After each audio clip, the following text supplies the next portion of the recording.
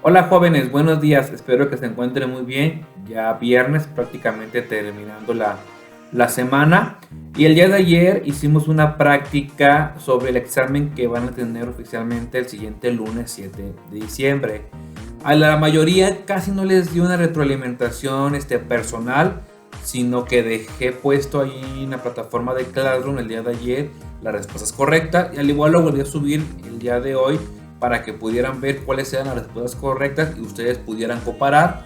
Pero vamos a analizar las respuestas correctas que era del ejercicio del día de ayer. Como puedes ver en pantalla tenemos la primera parte que era localizar los 6 subgéneros narrativos que vimos. La primera frase correspondía a la policíaca, al género policíaco, dado que se enfoca en resolver crímenes y habla de la deducción de los personajes. En el segundo era el número 1, aventura, que descubre nuevos mundos. El tercer ejemplo vendría siendo la saga. La saga tiene varios subgéneros y son historias muy largas, como el ejemplo de Harry Potter, que es una saga. En el ejemplo 4 era el número 2, la ciencia ficción. Siempre que se usa la tecnología y la ciencia, básicamente es un subgénero de ciencia ficción. El número 5, que dice que el enfoque de la trama es generar horror en sus lectores, pues era el número 4, terror. Y el último subgénero de la historia de mundos imaginarios, donde los personajes no son humanos, pues era el número 3, la fantasía. Entonces, esos son los 6 subgéneros que vamos a manejar en nuestro examen y aquí tienen una breve definición.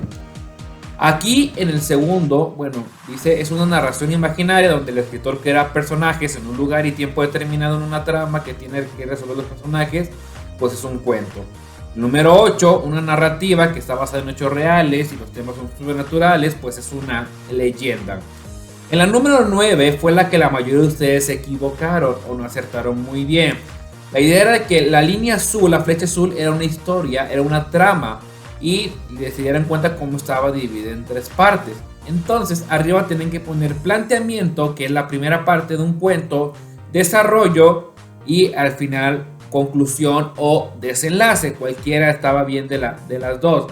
El nudo es en sí la trama, o sea, ¿cuál es la trama? ¿Cuál es el problema? Y el clímax viene siendo la parte más intensa o la parte más dramática de una historia. Entonces recordemos, planteamiento, desarrollo y desenlace, conclusión, el nudo que es la trama, el clímax, la parte más tensa, más importante. Y bueno, la última parte era sobre las personas gramaticales.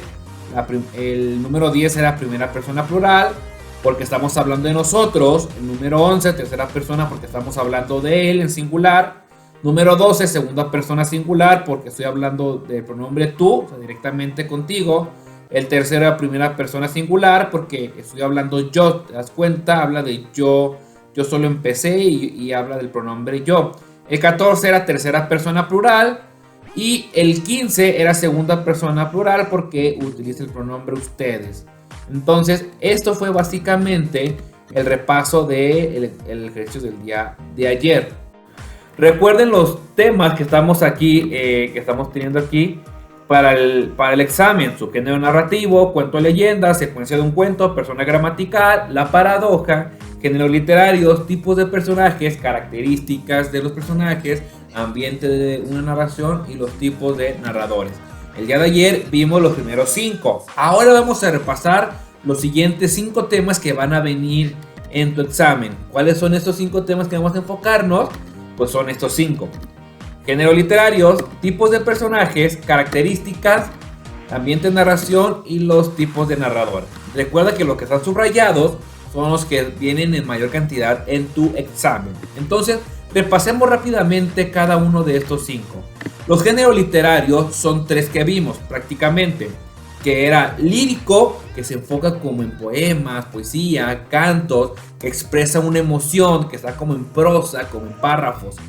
El número 2, que fue narrativo o épico, que es una narración, es un texto que está contando hechos, que están de manera secuencial, una narración. Y el último, el dramático o teatral, que prácticamente son diálogos que se utilizan en una obra de teatro, en una película, en un video, todo lo que tenga que ver con diálogos. Entonces, lírico, una emoción expresada. Épico, narrar un cuento, narrar hechos. Y dramático, que son diálogos, que están de forma secuencial los diálogos. Después tenemos tipos de personajes. Analizamos 3 tipos según su rol. ¿Se acuerdan los 3 tipos de personajes? Pues bueno, tenemos al protagonista o principal, al personaje secundario y al incidental. Muy bien. El protagonista es el que lleva toda la carga de la historia. Es el que está en todas las escenas, en todo el momento de la narración. Y pues puede ser 1 o 2 personajes principales, como vimos en el cuento de Caperucita Roja, o en El Mundo Perdido, que pueden ver 2 personajes principales, pero son los más importantes de la historia. Los secundarios tienen rol importante, no como los principales, pero estos secundarios ayudan a los principales a cumplir la función y a darle la secuencia a la historia, a la trama. Y incidentales aparecen esporádicamente en alguna parte de la historia, no suman mucho, pero puede que aporten al personaje principal o al secundario, dependiendo. Después tenemos las características de los personajes. ¿Se acuerdan de un cuadro donde hacíamos el análisis de los personajes? Nos enfocábamos en su personalidad y en lo que hace. Muy bien, en las características de los personajes tenemos que identificar, porque esto sí viene en el examen, cuáles son las intenciones, las motivaciones, los deseos, los actos o hechos que hacen los personajes. Vamos a enfocarnos, en el examen se enfoca simplemente en el personaje principal. Digo, es mucho trabajo y muy difícil analizar todos los personajes de una historia. Entonces solamente se enfoca en el personaje principal.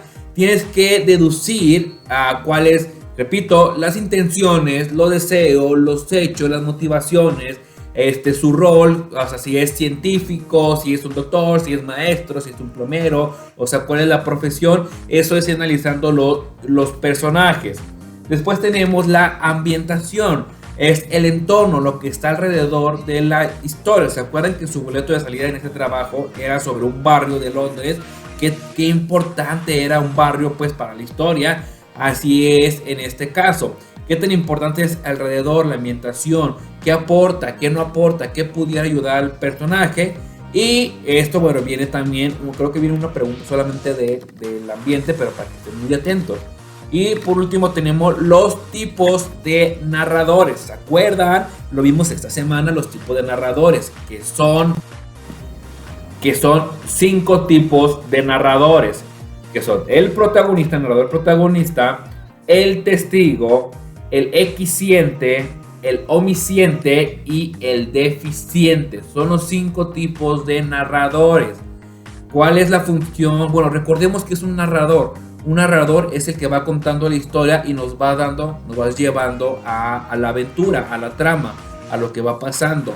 No son los protagonistas, aunque están involucrados, sino es un personaje más que nos va llevando en la historia. El narrador protagonista es el que hace la función en primera persona, ya sea plural o singular, yo o nosotros, que nos va contando como que si fuera el actor principal. Ese es el narrador protagonista. El testigo habla en tercera persona, ya sea singular o plural, tercera persona, que quiere decir que él hizo, él vio, ellos, pero solo se enfoca en los actos, en los hechos. Ese es el testigo que habla de los otros.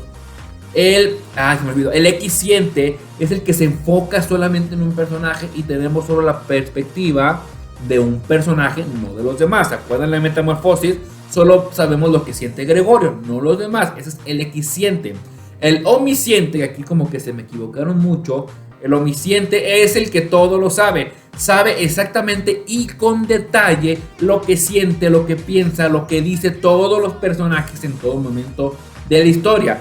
Puede hablar el omnisciente ya sea en primera persona, o sea, o nosotros en primera persona o en tercera persona de ellos.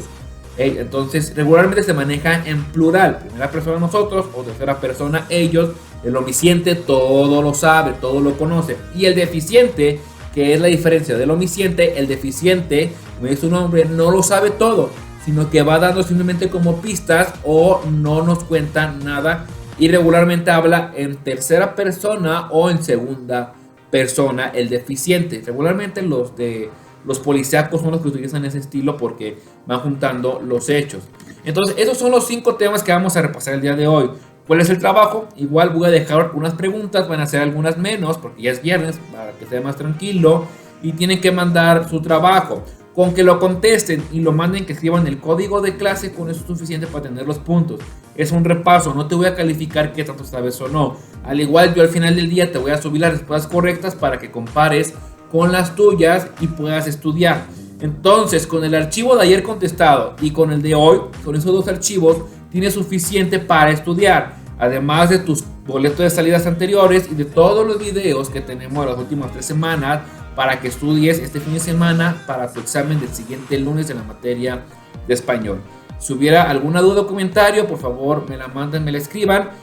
Ya sea que este trabajo lo impriman, lo escriban, cualquiera de las dos, le toman foto y me lo mandan. De manera virtual no, porque muchos de ustedes no saben cómo contestarlo, entonces que sea impreso, contestado a mano. Si no es así, mucha suerte el siguiente lunes, que tengan un excelente fin de semana y nos estaremos viendo para su examen.